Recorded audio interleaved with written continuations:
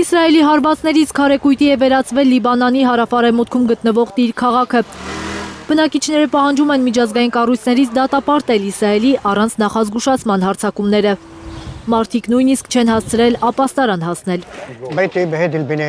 Իմ տունն այս շենքի 4-րդ հարկում է, առանց որևէ նախազգուշացման շենքը ռմբակոծվեց։ Մենք չկարողացանք շարժվել եւ մտնել տուն հագուստ վերցնելու, քանի որ աստիճանները լրիվ ավերված էին։ Իսրայելի հրթիռներից հսկայական խառնարաններ են առաջացել քաղաքում։ Սա աշխատավորների թաղամաս է, բնակիչները բոլորը սովորական մարդիկ են։ Ցանկացած ռմբակոծությունից հետո այստեղ տասնյակ տներ են ավերվում, անմեղ մարդիկ սպանվում։ Բնակիչների խոսքով կեղծ են Իսրայելի պնդումները, որ իր գործողություններն ուղղված են Հեզբոլլահի ռազմական ենթակառուցվածքներին։ Դիտավորյալ է Իսրայելը հարվածում քաղաքացիական տարածքներին, պնդում են մարդիկ։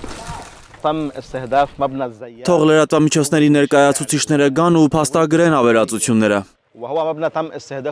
Այստեղ որևէ ռազմական օբյեկտ չկա։ Հիրամ հիվանդանոցի տնօրենը պատմում է, որ իրենք եւս չեն իմացել հարվածի մասին։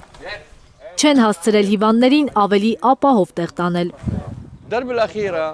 Հիվանդանոցի շրջակայքը արդեն ամբողջությամբ ռմբակոծվել էր ու մենք վստահ էինք, որ մեզ ուղղված հարված չի լինի։ Բայց հանկարծ հիվանդանոցի մոտ գտնվող մի տուն ռմբակոծվեց, պայթյունը հզոր էր, ցնցվեց ամբողջ հիվանդանոցը։ Ապակիները ընկան հիվանդների վրա, չհասցրեցինք նրանց անվտանգ տեղ տեղափոխել։